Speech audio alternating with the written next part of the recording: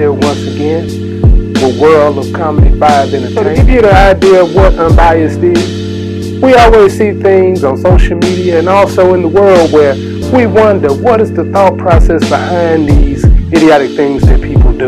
We're going to give an honest, unbiased opinion. So with that being said, we're going to cover several different topics. We're going to be truly unbiased this season.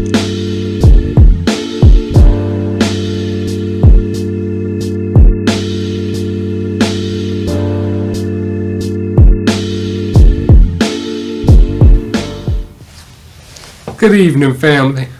Kim Mills here with Unbiased. I'm happy to see y'all again. How was y'all Thanksgiving? Man, we had a great time here on Boss Up Houston Network with a thankful episode.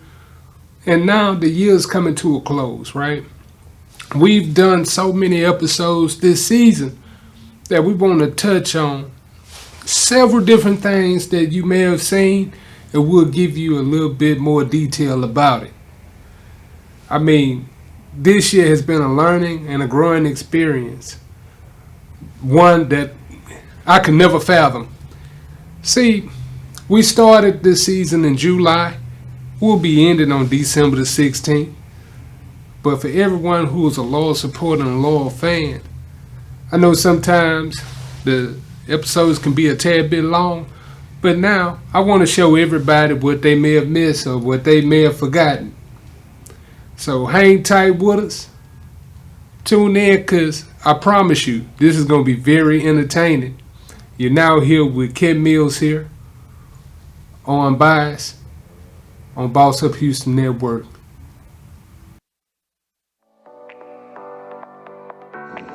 Hey guys, it's your girl Matchmaker Amber Neal. And your girl Shamir making testing, baby. I'll never get tired of you saying that. I know, right? Guys, we are so excited. We're here to tell you about our next high publicity event of the year. Yes, it is the Total Package Awards Black Tie Gala. And we want to see you December the 12th in the building at 7 p.m. at the Grand Tuscany Hotel. In the Grand Ballroom. Okay. It is so nice. I'm so excited. I am so excited. And we are honoring Houston's top 20 power couples, top 10 business women, and top 10 businessmen. And let's not forget, if you're single and you're ready to mingle, we're also honoring Houston's top 10 most eligible bachelors and bachelorettes. For more information, go to eventbrite.com. Find out how you can get plugged in as a sponsor or a vendor. Yes, you can go to any social media platform, Instagram, Facebook, Twitter. And then you can also reach out to us at www.bossuphoustonnetwork.com. Welcome back, family. Now, this show, the whole premise is a 2021 wrap-up. So, we got to start from the top. We got to start from the top with Unbiased. And that was the Boss-ish episode. We had Al D. Freeman, and we also had D. Red from the Botany Boys. Now, my whole concept when I thought about this, I was like, man, these are two veterans that are in the game on two things that I love, music and comedy, right? So when I would see them all the time, they'll give me encouraging words. We'll always have good banter, but I wanted to get deeper into their stories.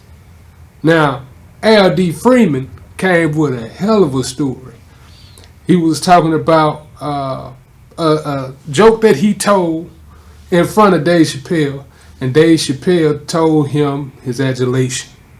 Now, y'all check out this clip here, and I promise you, it's going to give you a little bit more detail. Klan rally. Because one of the other things I did besides doing comedy, while I was doing comedy, is that I became a political consultant for a state rep from Texas. A dude named Ron Wilson, one of the most powerful African-American politician to me in the history of Texas politics, simply because he's the first African-American politician to pass a concealed handgun law. You know, he passed concealed handgun legislation, African-American. No other African-American politician in the history of politics in the United States nowhere did that. That's major. Yeah. You know, he passed the lottery bill here in Texas way back in the day, which meant he brought probably close to $1 trillion to the state of Texas. Well, he didn't, but the lottery has. Right. So, but anyway, I worked for him for a few years as a consultant. And he saw me at a comedy club one time, and felt that I had what it took to be an activist, freedom fighter, the bold, brash politician that he was, that I fit in. So we were in Austin one time, and I was doing the Austin Club. It was like the Austin Improv, and one of my friends owned a club called the Catfish Station on 6th Street, and it was one of the biggest clubs on 6th Street. And 6th Street in Austin is like Bourbon Street, right? Right. I mean, it's hot all the time. Mm-hmm. And they had a jazz club there, an African American owned jazz club that's that had Cajun food, Cajun fried food, fish, shrimp, all that kind. It was really, really popular place, mm-hmm. and the top jazz bands from everywhere played there. Stevie Ray Vaughan played there one time. As a matter of fact, Matthew McConaughey used to be a bartender at this place. This was, when he was at UT. So we doing a show at the comedy club, and I went over to the jazz club, my boy's place. Sitting, I'm talking with another friend of mine I went to high school with, who was at that time, he's a lawyer, and he's like the top lobbyist on the Hill now. So we kind of chilling. I'm chilling with these other two dudes and Ron Wilson. The other two dudes one of the white dudes was whoever was Secretary of the State at the time. Don't remember his name. Mm-hmm. And then this other guy was some lawyer, guy. So we sitting around chilling, drinking, having a good time listening to jazz. And the Secretary of State guy says to me, he say, "Al, you're a comedian, huh?" I go, "Yeah, you already know what's getting ready to happen. Yeah, they're going to tell you a joke." Mm-hmm. And generally, it's a horrible joke. But we gotta right. oblige and listen. So he says, "Okay, what are the 2 worst words you can hear in a man's restaurant?" And I said, I have no idea. Tell me. He said, "Well, nice thing." And I looked at him just like you just looked at me. And I said, "Bro, you know what? That's the most disgusting joke I ever heard." He said, "No, I'm telling you, Al, it's funny, man. They're telling it at the Capitol. It's killing all over the Capitol. It's the rage of the Capitol." I said, "Oh, okay. Well, this is why y'all can't get no school legislation done, because y'all too busy on the floor telling penis jokes." Yeah. And so he laughed. He said, "No, I'm telling you, just go try it. I promise you, just try it. I promise you it's going to work. Can you just promise you're going to try it tomorrow night?" I go, "Okay." He said, "I'm coming now. I'm going to bring some friends with me." So he came, and Demetrius came, and Ron came, and he sitting on the front row. Mm-hmm. And so I'm going through the act, but I'm trying to ignore him because I'm really not going to do that joke. Mm-hmm. And then he's like, "Come on, do the joke." So I say, "Ladies and gentlemen, Secretary of State, whatever his name is, here tonight, State Rep Ron Wilson, Senator, whoever was in that little party. He wanted me to tell y'all a joke." I said, "Nah, I'm going to tell y'all, this is a horrible joke, but I'm going to do it anyway." I said, "You know what? No, I'm not going to do it." Then somebody in the audience goes like, "Don't do the joke. Don't do the joke." I was like, "No, I ain't going to be occupying Clansley Brantley jail cell now. I know what you white folks like. I'm not doing this joke." And they said, "I'll do the joke." So I do the joke, and it falls flat. And I said, See, this is the reason why we can't get taxes done. I said, this is why Ann Richards called me.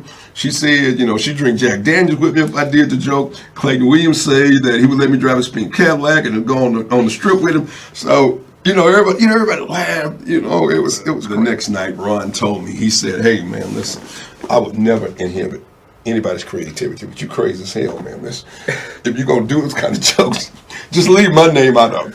You know what I'm saying? He said, "But keep doing those kind of jokes. That's the kind of humor you need to do." And here's the deal, man. I love you, man. I love your spirit, man. You're the right. You know what? You get time, you can take off some time for comedy. Come and work with me. I give you a little part-time. It really ain't a lot of money, but I do some amazing stuff with politics. I travel. I like to, so I did that to really gain some perspective too on different things. But it did a lot of powerful things. But we went to a Ku Klux Klan rally. We went to one in College Station, and me, Brother Cornell X, Robert Muhammad, about 10 FOI, we went right in smack dab in the middle of the Ku Klux Klan rally in College Station. Wow.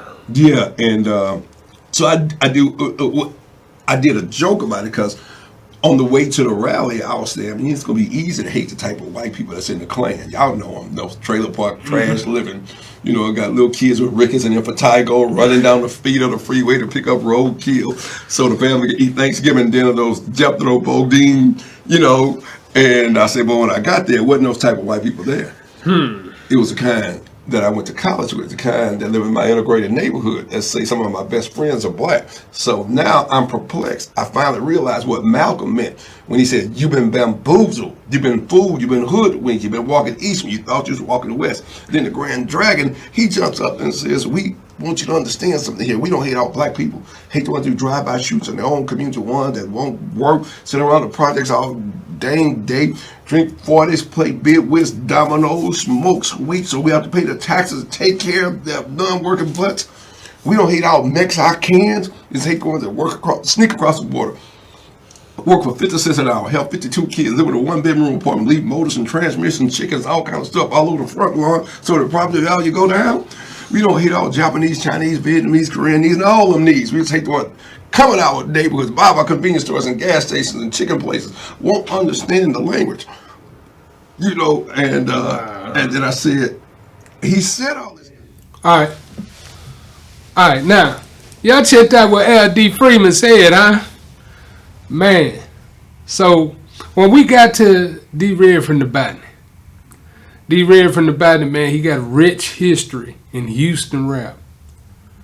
Man, this man is a certified member of the Screwed Up Clique. So he went into detail about, number one, the unity within the Houston rap scene, and also he went in, he talked about a little bit about what he plans to do. We want to see a biopic. We want to see something that comes out of it.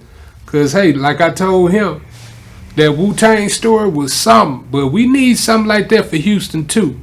Now, y'all check this out. You know what I'm saying? But you just got to sit back and let them have their fun with it. You know what I mean? So, kind of give me an example of a story, because I know there's been a lot of misconceptions that have been going on because people are coming together doing different movies about Screw, or having different interviews about Screw, or even like, okay, I put it to you like this. If I'm 40 and I was a young buck going to Screw House, going to go get tapes, or going on Teton to go get them tapes, right? Imagine the folks that's under me like 34, 35, and they had these older guys come to them, and they rappers, and they say, yeah, you know, Screw my people, this, that, and the other. You the plug, let me get you this, that, and the other. Kind of tell us what you seeing that may be false or maybe a misconception. Man, a lot of it false. Okay. And like I said, I stand on my word. Mm-hmm. If anybody in a Screwed Up Clique, I don't care who you is, man, if them people come to you and you start naming and then you just bounce around that botany name, not saying we this and we that, but if you bounce around that botany name, man, you tripping. You got a little haterism in your life. You couldn't really fade what we was doing or however you was doing, not just capping and talking down on nobody. You know what I'm saying? Because it's like every time them Screw people come to town and look for the Screwed Up Clique, they like they scared to say our name, which a lot of them cats wouldn't even want to, was kind of nervous to come around us because they didn't know what we was thinking, because we was hearing all the jaw jacking they were doing, because we was about that life. You know what I'm saying? We grown now, so y'all cool. You know what I'm saying? It's all good, you know? So it's like, in some of the stories that's being told, man, it's not being all the way told, because it's like history. His story, you feel me? Everybody got different stories of what they did with Screw, how they did with Screw, who did this, and some of that, man, is like 60% true. You know what I'm saying? Even like you say with the movie gang, how people coming down here trying to put movies together, and these people putting Screwed Up Clique albums together, man, that ain't right, bro. You know what I'm saying? Cause half of them cats ain't even in the Screwed Up Clique. A lot of cliques is doing is don't know nothing about the Screwed Up Clique. You know what I'm saying? So would you say that those folks are like hangers on, or people that may have been around, came around, or whatever? It's a lot of been arounds. You know what I'm saying? It's a lot of been around. I don't care what you do, how you do, whatever you got going on. It's a lot of been arounds, man, saying they was this, they was this, they was this. Yeah, you know, no disrespect to nobody, but man, if you wasn't really there to see a lot of that stuff, man, you shouldn't even talk about it or be about that, man. You know, because I ain't gonna lie, I be kind of frustrated about it, but now it's to the point to where I'm at peace with it, because my dude in the ground, I know he turned around flipping. I'm in peace with that because a lot of these cats is doing this, man. They know they ain't doing the right thing, man. I'm gonna be honest with you. We screwed up clip. I don't have to put SUC behind my name every time I do something or how we come up in the game. We stamped our name with Botany. Botany Boys. You feel me? Our own name. We really wasn't putting SUC behind their name because people knew who we were. We did it, we do it, but we really never hardly did that. We always know who we was. A lot of these cats out here right now today, again, I stand on what I say. You know what I'm saying? Y'all can see me. Y'all wouldn't be jacked if you didn't put that SUC behind your name. Real talk. You take that SUC off a lot of these cats' name, it wouldn't have been nothing, man. You know what I'm saying? Because I see a lot of cats paying homers and just using that man's name, you know, just for a come up, to get money, to do this. You know what I'm saying? So you can get some kind of revenue, somebody to come and check you out to say you screwed up click. Because you can say, anybody say they screwed up click, they going to get a screwhead to check you out. And that's guaranteed. You know what I'm saying? Screw is a major factor. I like, don't get me wrong. But without him, a lot of them cats wouldn't be nothing. And I stand on that again, what I say. Because I tell you this, like, you know, me, when I was coming up, I graduated school in 98. So I jammed the screw all the way through. Yeah. Like, I'm going back to when the first tapes came out, like 94, before then. I know, like 93, stuff like that, right? Yeah. So if I hadn't heard a person on there continually, I wouldn't say that, I wouldn't believe that a person is clicked. Because and then when you say continue, it's a lot of cats wasn't on that continually. It was in a screwed up clip. Because after a while, a lot of started getting their careers, was bagging up, making albums, making tape, doing their thing. You know what I'm saying? And that's just how it was. It got to a point, it was every now and again, you know, type of thing, go and do your thing. People started making careers out themselves and doing that. You know what I'm saying? Which was cool. Screw gave Screw gave us a blessing, no, hands down. Hands down. I'm telling you, a lot of cats wouldn't have no careers if it wasn't for that man. Because you know what I'm saying? One time, what I did see was like, we used to go to Bot's Birthday Bash. It was one where it had Biggie on there.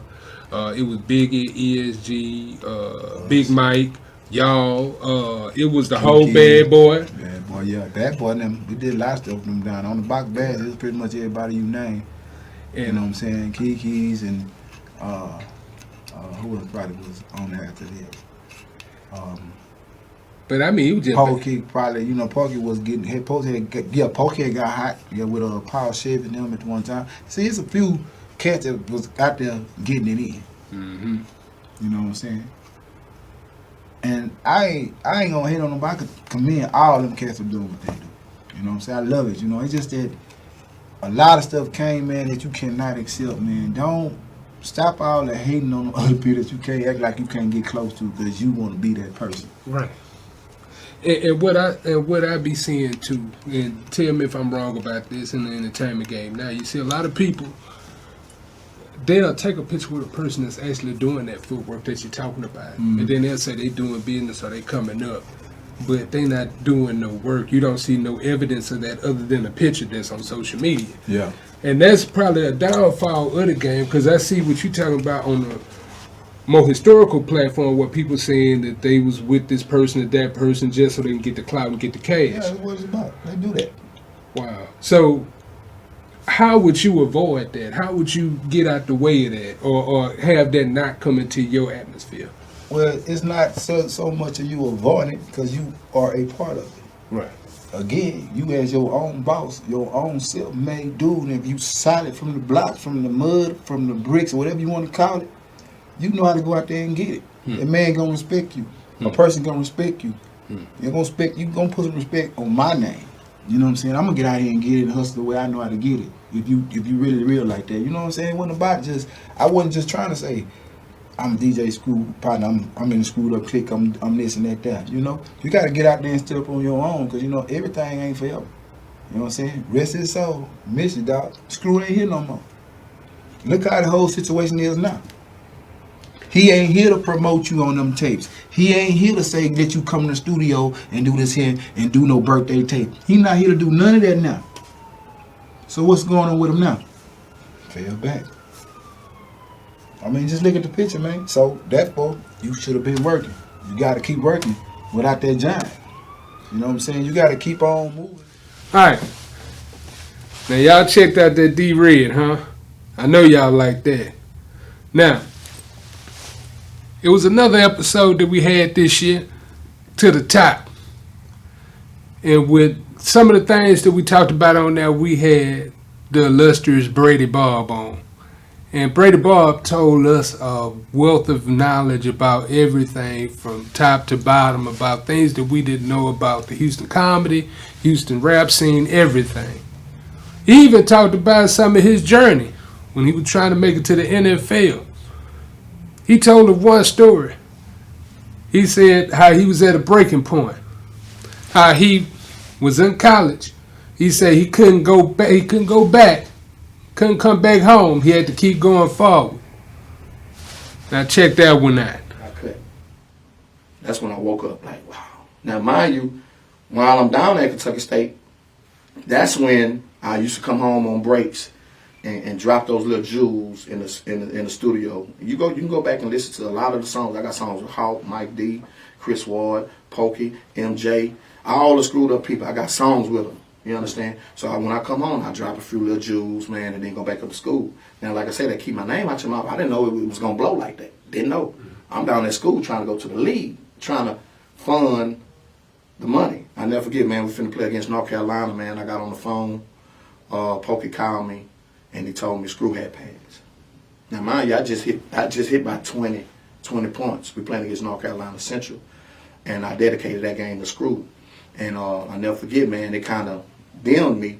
So that same year, I was entering the NFL draft, and I didn't even get picked up. I had to go free agent, and then end up getting cut. You know, I got worked up by everybody from the Bengals, the Cowboys, Chiefs. I should have went to the Cowboys, but I end up getting on with the Bengals, and they cut me, man. So I had to go back to school. So that's when the comedy came in. Now, there you go. Now we're gonna hold this quick piece because an acquaintance of mine went through that journey with you, Rudy Pickney. Come on, Rudy.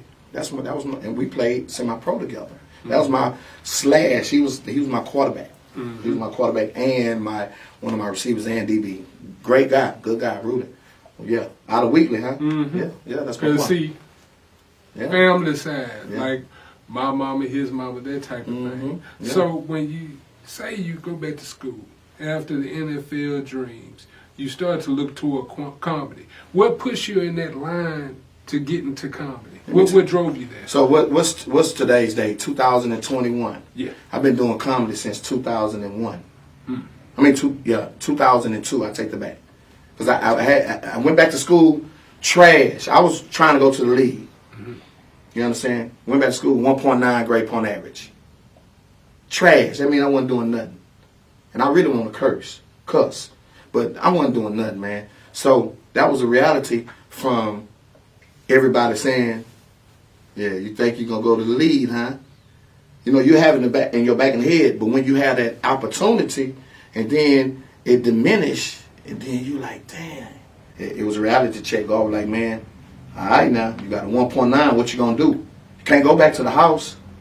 You can't go back home. You gotta come back with some substance degree. You gotta come back with it, man. You can't go back to the house. Right. Ain't nothing back home. You gotta come back with it. So what happened was, man, I sucked it up that summer. Redid some of my grades, retook some classes, got my GPA up to a 2.9, and pledged in 2002. Pledged Alpha, the oldest to ever pledge in my chapter. Big shouts out to Beta Mu Strong on chapter, Kentucky State University. I am called the ancient one. So what happened was, after I got offline, man, I'm the man still on campus. I'm the man. I'm walking around, I'm still the man. So I was like, never forget, man, I was playing basketball in this gym called Bell Gym, and I was training Rondo. I'm training Rondo. Yeah. me, Brady Ball, training Rondo, me and this guy named J Mo. And we all sitting around. One of my brothers, his name Jason Mason, was my roommate in college. And everybody, anytime anybody that's around me, we always laughing. So he was like, man, you ought to do comedy, man. You funny as, funny, man. And then a light bulb went off, bing. I said, you know what, you right, man. How can I make some money and do comedy? Now, this 2002. Man, look, I gave myself a name, Little Big Bumpy Face. We were drinking gin. I never forget. So, you know, gin is called Bumpy Face. Right, the sequence. The sequence. So we drinking that. So I said, you know what, I'm going to call myself Little Big Bumpy Face boy. Man, no lie, man. No lie. Little Big Bumpy Face boy. Man, I was so cool with all the presidents. They loved me because I was a stand-up guy. I wasn't in no trouble. I never got in no trouble at school. Did what I was supposed to do. And the president of the school allowed me. I had a key to every building. A key. Brady Ball walk in. I can do whatever I want. The security, like say, man, we going to play basketball. I could form. Hey, we finna go hoop. Man, the gym not open. Call Brady Ball. All right, I opened up the gym. I had that much pool where I had keys to the building. So they allowed me to have our baby auditorium. I used to charge $2 every Thursday night to do comedy at school. Pack out the school. People from all around the different cities would come on campus on Thursday night and come see me do comedy. And I was doing music too. You understand? So you put it all together. Man, put it all together, man. Put it all together. So who were your main influences like when you were versioning the comedy? In that same episode, we had Ben Daniel. Now Ben Daniel, that's a good friend of mine. Ben Daniel kind of went into what makes him tick, what makes his comedy so strong. And even some of the business that he been doing, he already has got his own roster of shows called The Shocker, and he went into that. But also he went into why he is so adamant, so passionate about his comedy. Now y'all check out this clip here. I'm going to tell you the secret to why I get to be me. Be honest. Jesse Payton's my best friend. He's the biggest booker in Houston. He has no filter for comedy. I'm not going to tell a joke that makes him stop booking me. There's no cancel me. It's like Superman. Like, you got to find my kryptonite, but it ain't going to be jokes and words. I'm the one who can say whatever because I have that net down there. Like, oh, what are you going to do? Be mad? Write angry things on my Facebook post? Right. Still gonna get booked. Right. Still gonna be in there on the stages you want to be on. Telling the jokes you wish you could. And I wish more people would feel that way. I wish more people would feel that unabashed freedom. Because what I would say is it's a mentality. It's a mentality because, like I was telling Poor Pimp about 2 shows back, I was telling him, like, hey, nobody can blackball you if you have true talent, right? So if you have true talent and you have a know-how, you'll always have a avenue or a mechanism to get your talent out. I just wish people would not be so afraid to be themselves. Everybody thinks making it means one thing. Everybody thinks making it means TV or Netflix, where you have to be doing this type of comedy in this box. And if you're over here doing this thing, they'll never book you for this. And it's like, man, there's probably 500 comics in my cell phone, fam. We ain't all getting Netflix deals. It ain't happening. We should do the thing for the thing itself. That's right. Like, I'm not getting rich doing this. I don't know about you, but feature pay in stand-up comedy in Houston is not survivable. Right. Not doing this for the money or for any of that. It's just go make people laugh the best way you know how. And when people get beyond that, that's when it gets bad. That's when you get those acts that are headlining that you don't know why. Right. Well, you take a safe road.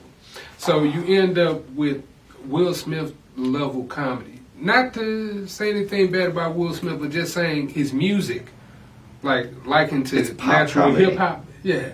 It's kind of like the save point. Like, I'll tell you a story. when I was growing up, I used to always love hip hop, and my cousins they would always listen to N.W.A., Easy E, things like that. Sure.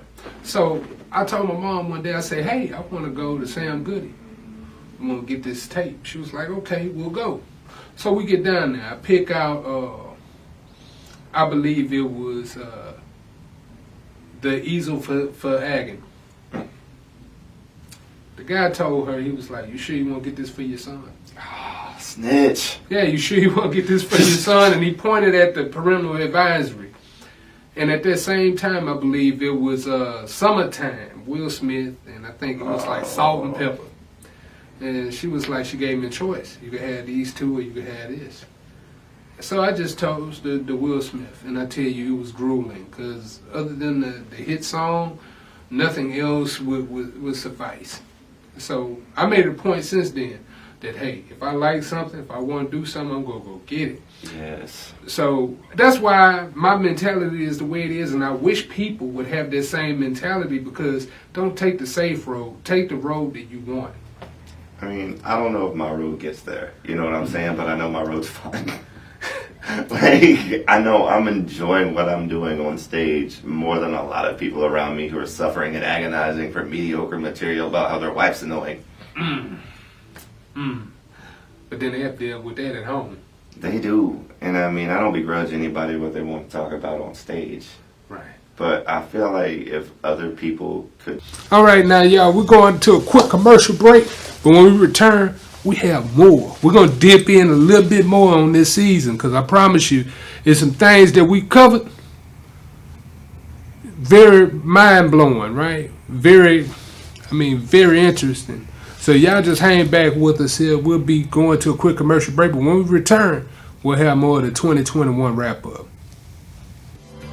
AT&T Fiber delivers a faster internet experience than cable.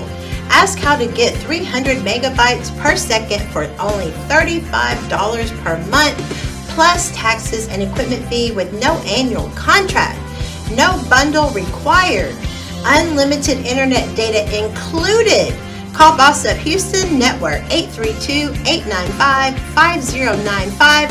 That's Boss Up Houston Network at 832-895-5095. Limited availability may not be available in your area. Speed claim based on the upload and download capacity of Internet 300, Internet 500, and Internet 1000 versus Xfinity Spectrum and Cox 400M, 500M, 600M, 1 gig, and 1.2 gig cable service with more than 10, 20, and 35 megabits per second. Download max typically 940 megabytes per second for Internet 1000. Do you feel it? The feeling like it's time to start having fun again? If you do, then you're ready to celebrate with Events and Adventures. There's never been a better time to join than right now. Meet new people with a packed calendar of fun events, exciting adventures, and future memories. It's time to live life to the fullest, to high five, skydive, and feel alive again. That feeling is here at Events and Adventures. If you're single and ready to celebrate, visit eventsandadventures.com to get started. That's Events and Adventures.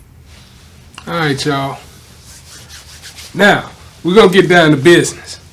Now, we had an episode this year called The Calling, right? Now, that was very interesting. I had one of my good friends, Poet Pimp, come on. Now, he was a very interesting character. I mean, genuine, loyal, pure heart. And every time I would see him perform, I just wonder why. Like, why does he deliver with so much passion? What makes him tick? And then it was the obvious things that he talked about. He was like, my teeth. Now check out this clip where he tell you in depth about his teeth. Y'all need to go donate to him too.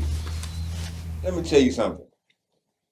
My teeth, I know they're not straight. They're not exactly in alignment. If you're not going to contribute to my GoFundMe account or the production of Jerome's expressions, I suggest you keep your silence. I bet my life there's some shit in your life that's not straight or exactly in alignment that people can't see, and you rather keep silent. I met a lot of people with straight teeth, but their attitude and personality stinks, like they haven't brushed or used Listerine in weeks. When I lose these teeth, I done lost a couple of these jokers already. Now, when I lose these teeth, Through these gums, I still will speak.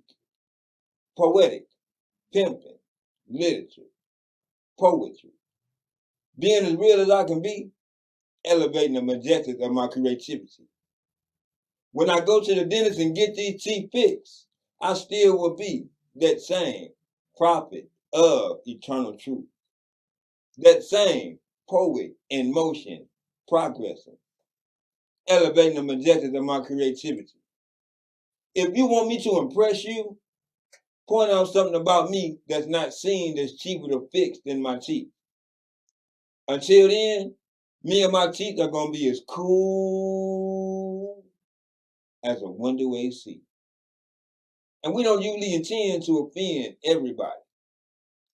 If you got something to say about my teeth that's a negative mention, purchase one of these shirts I created that says, I'm too cheap to pay you any attention. Peace, poetry, and pimping. And that's that poetic pimping literature for y'all. All right, now we checked that poet.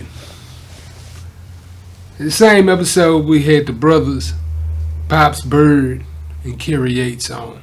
We covered a multitude of topics. But as we started to drill down on those topics, something had to come to pass. We had to talk about how I felt about a certain situation. Now, I'm never one to hold my tongue, but sometimes I can curtail my words, but this time I did not. I let it all hang out. Hey, I got a little flack from it, but I got some surprising responses too. Y'all check it out. Look, let me know what y'all think about this, because I promise you this was one of the most interesting moments of this year. I did everything that I felt that I should do. Anybody that know me know I'm a hard worker, I'm detailed, and if I'm on something, I'm focused. Now, when life started to change for me, I started to get married. I had to take care of my wife. I had to step away from that obligation, which I made consideration when I said. These things I told this person directly. I seen this person a myriad of times after. We had conversations, and it wasn't no problem. 2 weeks ago, I run into the same individual in my present state, with me shaking diabetes, me shaking blood pressure, me shaking self-doubt, me fully confident, rising to essentially where I am in media, in my personal life, and in my business dealings. Me being on the top of my mountain as I see it. And felt the nerve to come at me in a time of bereavement in front of my family and question me on some things in an opportune place. Now, you said what you had to say in front of your congregation for your sermon. I'm going to say what I need to say in front of mine. You always say, I got sunshine on a cloudy day. When it's cold outside, you got the month of May. What make you feel this way? You say is not your girl, is your God. I got a lyric for you. Some preachers in the pulpit ain't saved. Most of them just false prophets messing with women and getting paid. And that's from my favorite theologian, Pimp C, because he's seen all through it. And excuse me for cussing when I talk about this here. He's seen all through your bullshit. Number one, the reason why people don't want to mess with you like you're doing, because you got stuff out there on you, bro. You got stuff out there on you. Now, I spared you. I didn't want to do this in front of people, but you kind of baited me into this, so I'm going to put it out there for you. You come see me, you know where I be at. Look, keep your hands to yourself. Keep your felonious thoughts in your mind about women, thinking that you God, thinking that you are the source of everything. You ain't the source of nothing. God is my source. It's more than a building. It's more than what we can manifest in one four-corner room. We taking this all out on the road. What we do here, what we did tonight, we uplifted so many people because we showing people that guess what, for you to hide behind religion and think that you're going to pimp somebody and think you have some type of false authority, player, you definitely wrong. Now, I would talk about the way you wear your clothes and the way that you stinkily built, but we are not going to get that petty.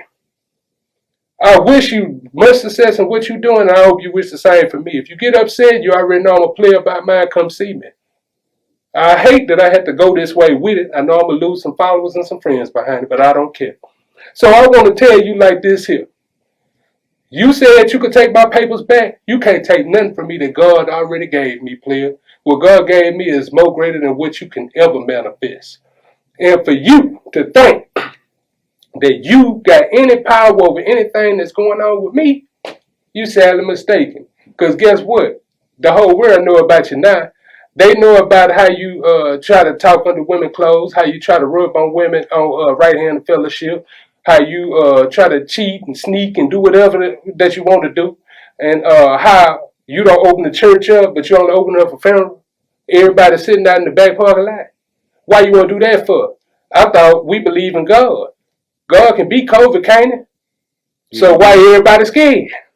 So anyway, come see me if you want to talk to me. You talk behind my back, you already know how I act. I ain't tripping. Mama, I love you, but I had to see it.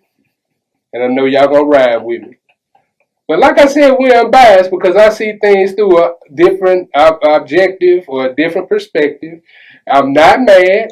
I'm just calling it how I see it. Call a spade a spade. That's right. That's right. And I hope you get some slim fast so you can get them big pants off your head. I pray for you too, baby. All right. Now, we had another show that we did this year. We talked about stiff. Now, stiff, like I say, I'm not going to hold my tongue for nobody. I may curtail my words. I may try to make it palatable for folks. But at the end of the day, I got to stand on my word, right? So we had our brothers. We had Ken Kyle and we had Raw Rap Side. And they gave us a little bit of insight on the word stiff.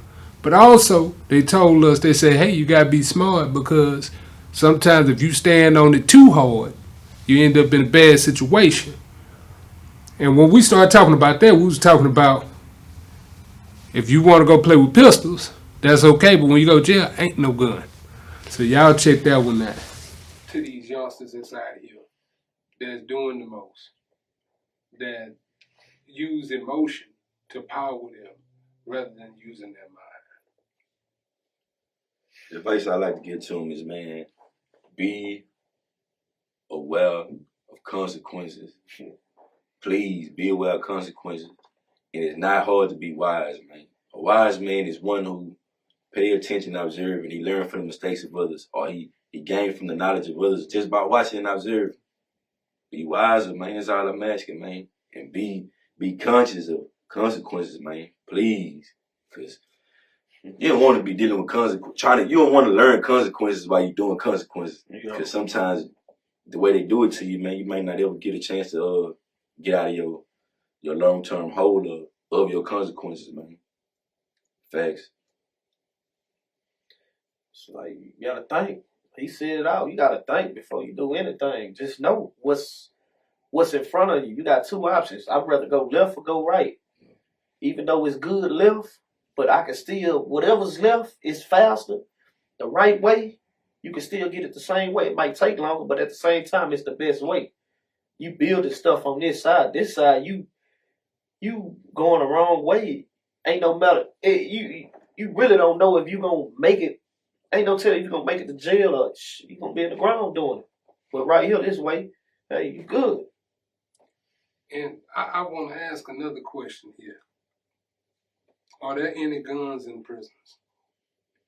Hell, no. Yeah. It's a different kind of gun. Mm-hmm. You got different. Yeah, you got the knife. That's the gun down there. That's the most populated handgun in the penitentiary. Yeah. A homemade shank. So all I'm saying is, people, if you so quick to draw with the pistol, you might get away with it the first time. You might get the upper hand, but when you go to where the people gonna send you to, there will be no guns there, and you're gonna have to go with your hands and your wits.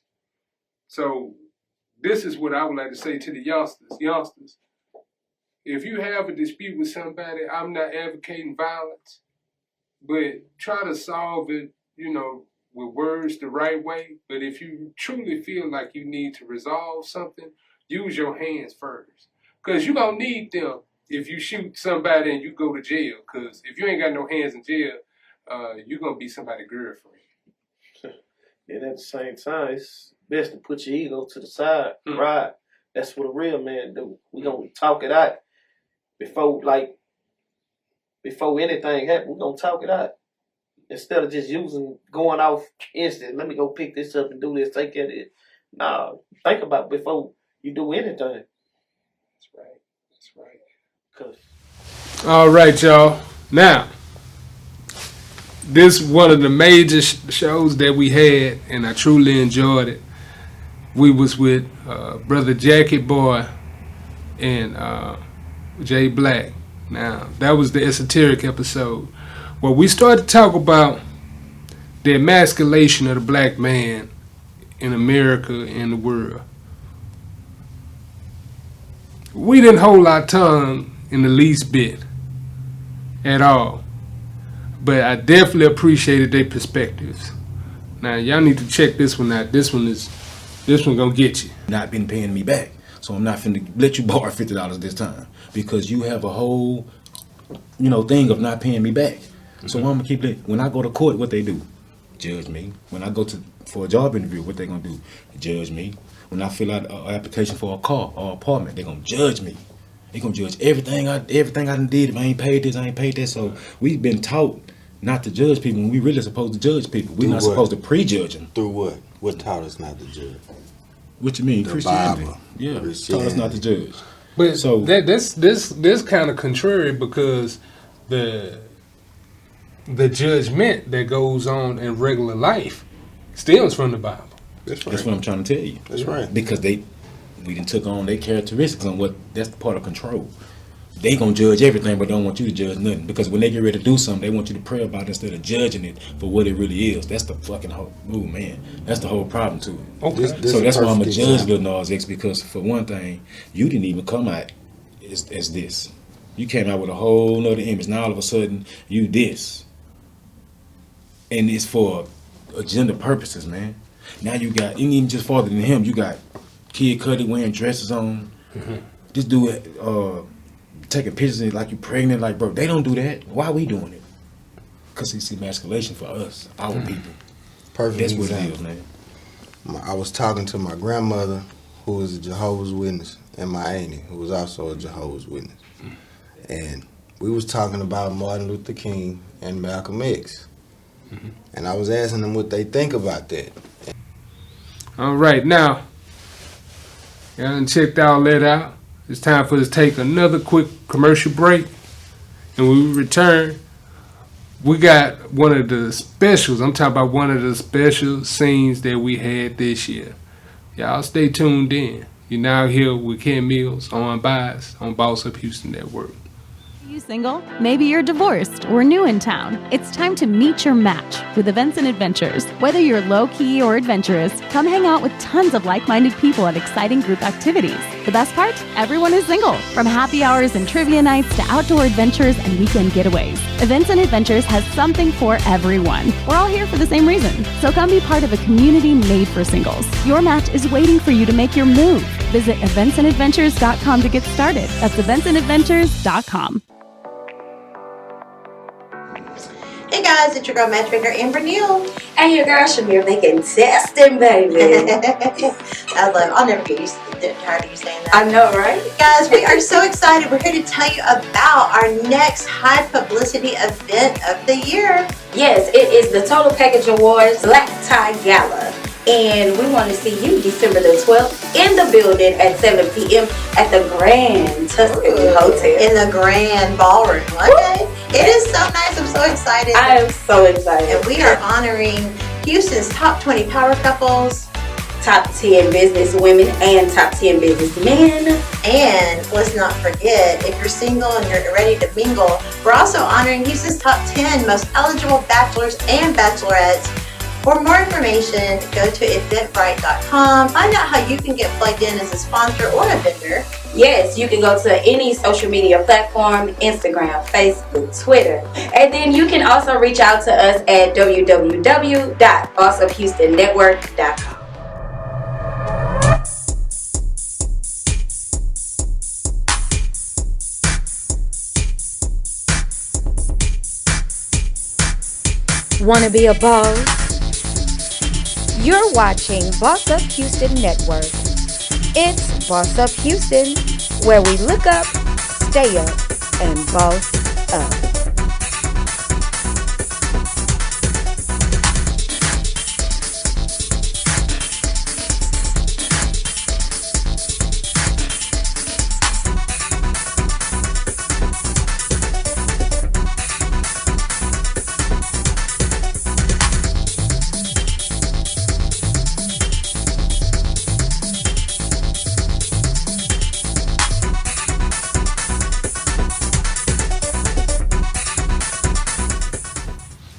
And we're back. Now, we had the privilege and the honor to speak with one of the gentlemen in Houston that's a loyal fan and also a friend of the show, Dr. David Jeremiah, a.k.a. Johnny Binder.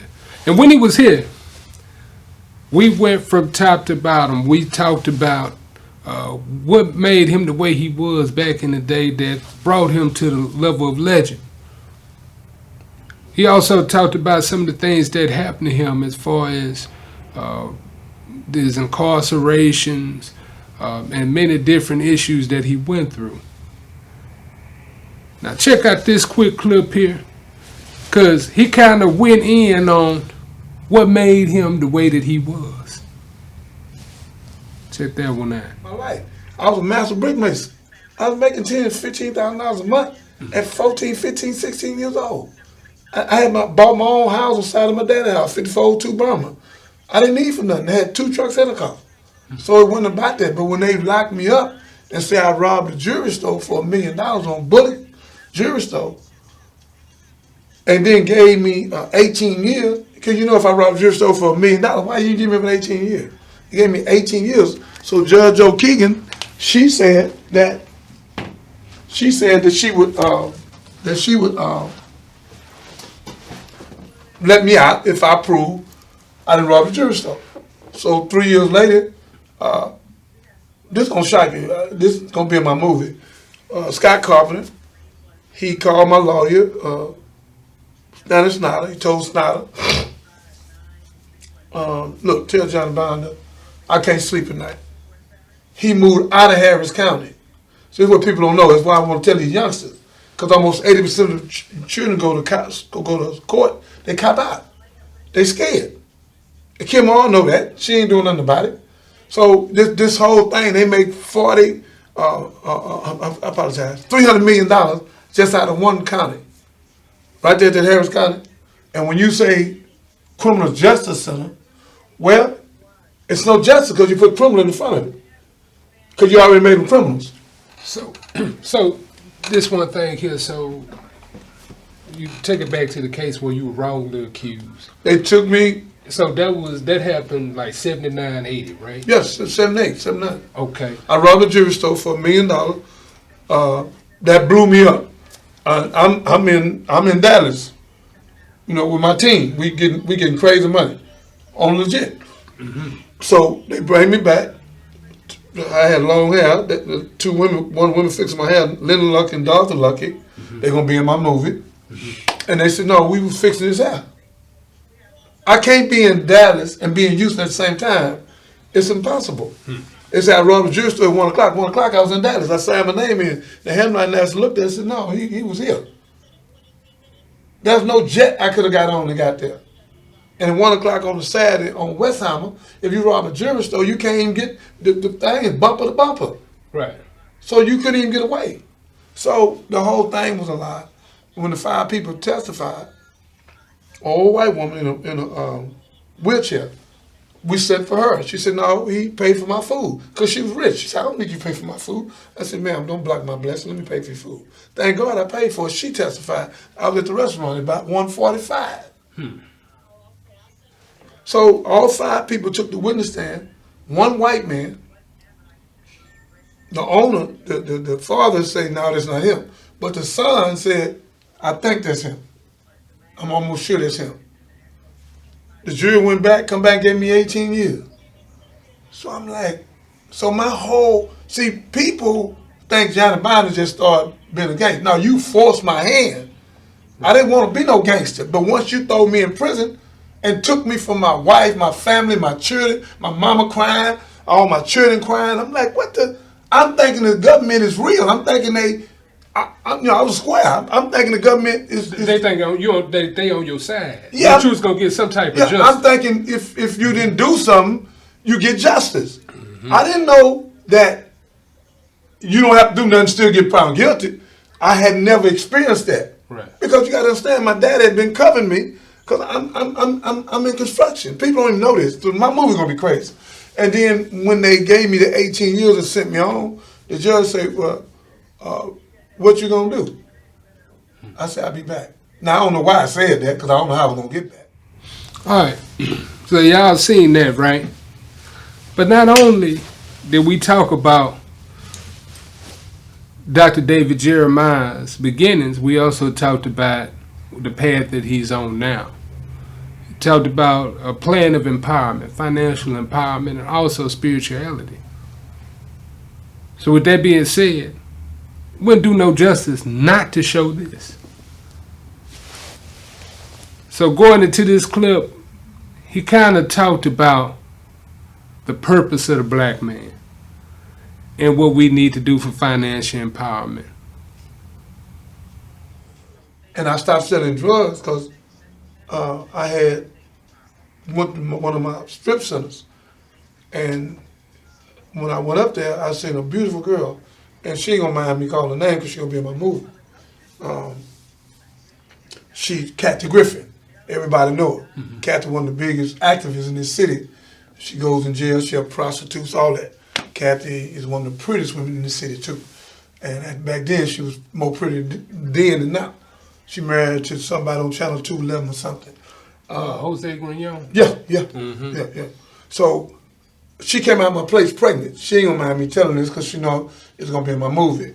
She came out of my place pregnant and pretty. I'm in my limo or Rolls, I don't remember what I was in. And I looked, and I didn't know I had the ministry in me like that. It broke, I'm thinking I'm tough, I ain't tough. It broke me down. I'm like, this pregnant woman got my drug.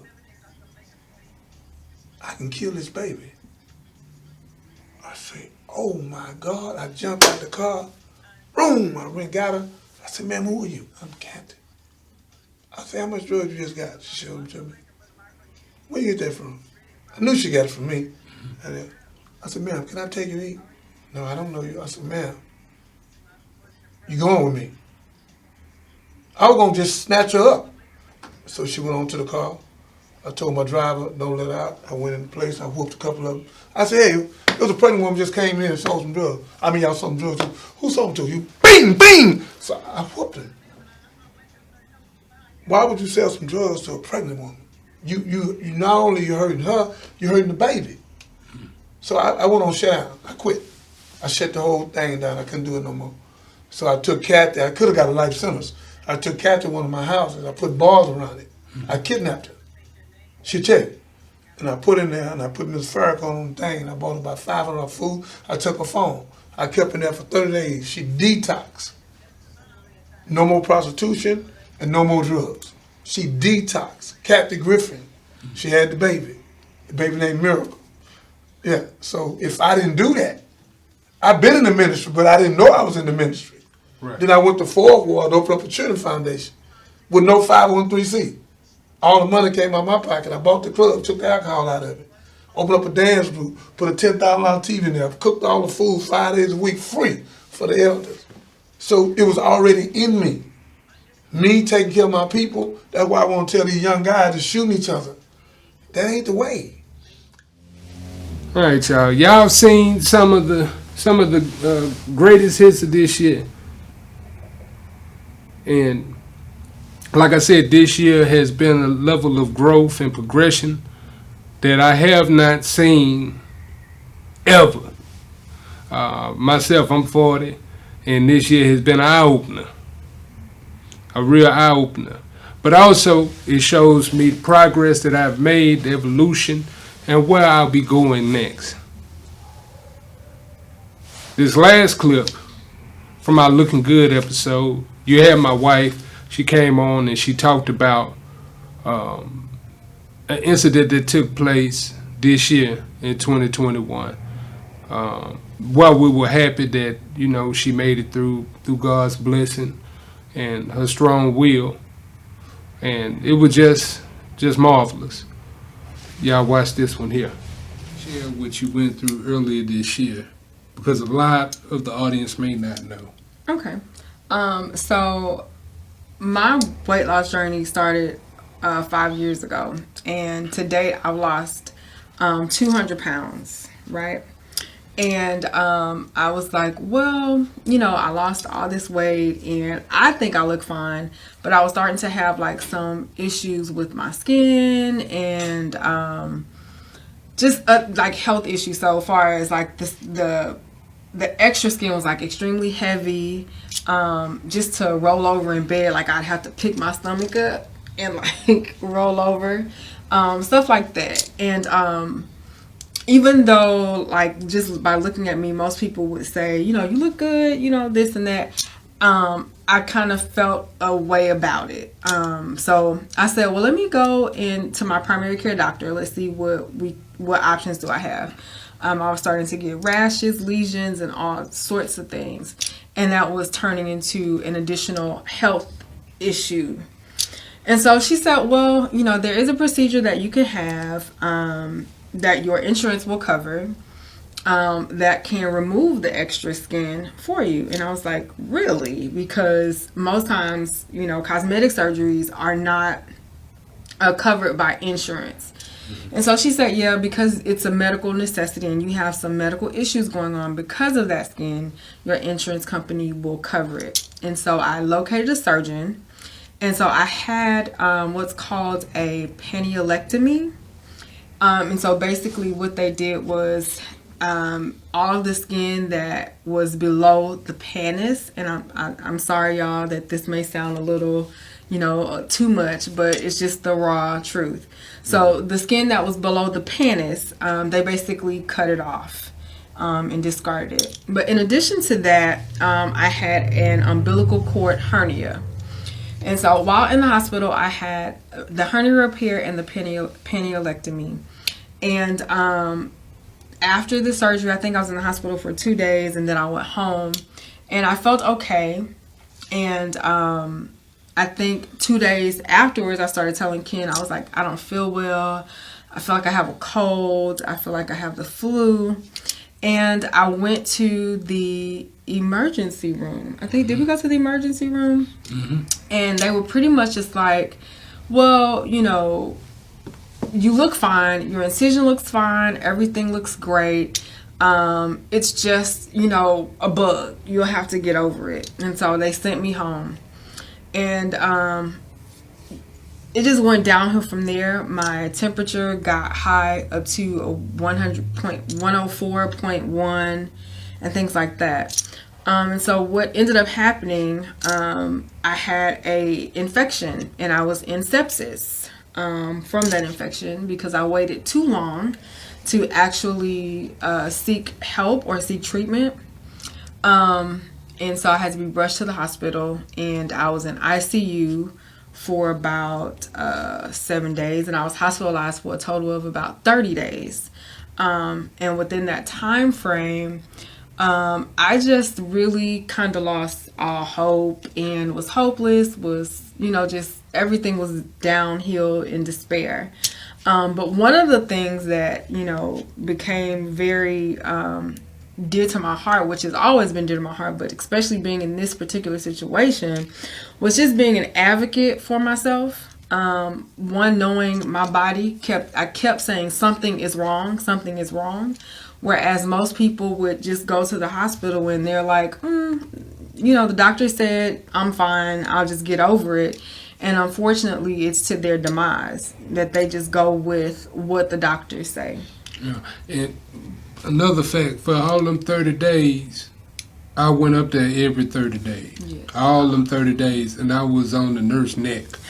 I was on the nurse neck, the doctor neck, trying to figure out when she was going to come home. Well... Because I was tired. Y'all. I was talking to y'all here. Y'all didn't know all this was going on. Matter of fact, she got rushed to the hospital one time during one of the shows. Right. And one of them weeks I couldn't do the show because I was up there with her because she was on that list.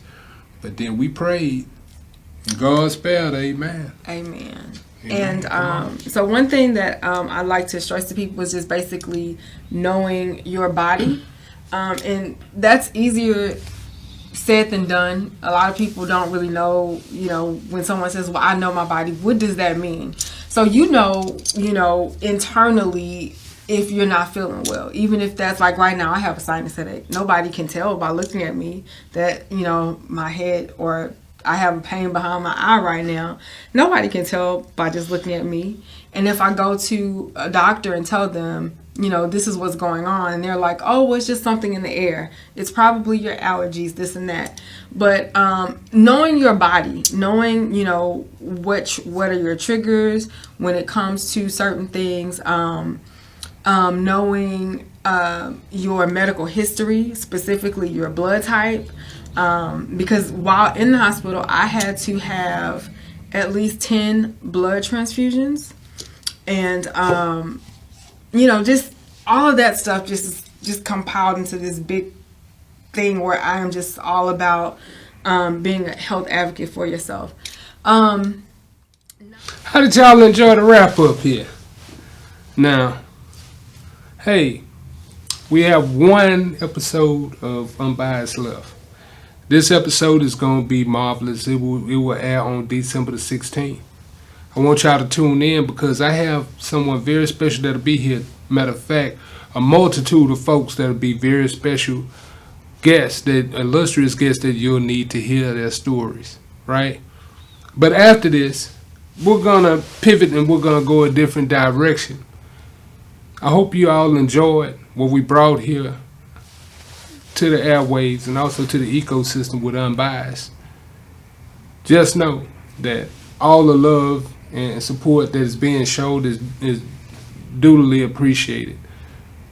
That's one of the reasons why I get the power or the strength to continue doing this, is because I want to give a voice to those who may be voiceless. I want to give an opportunity to those who may be looked over. I'm always for the underdog.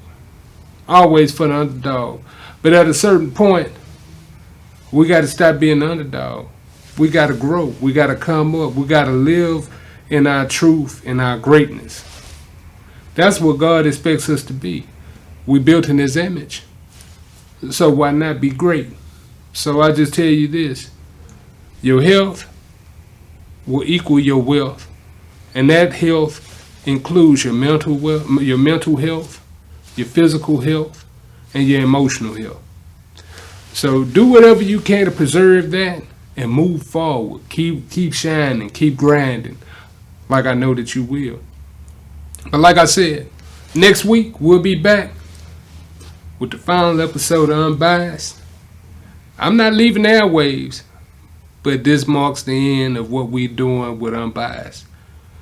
Once again, I love y'all. Y'all stay safe. Ken Mills here with Unbiased on Boss Up Houston Network. Thank y'all for tuning in to 2021 Wrap Up.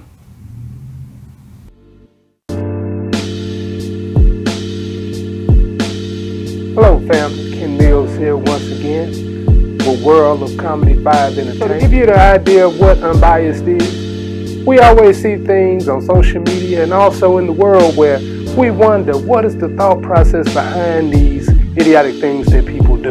We're going to give an honest, unbiased opinion. So with that being said, we're going to cover several different topics. We're going to be truly unbiased this season.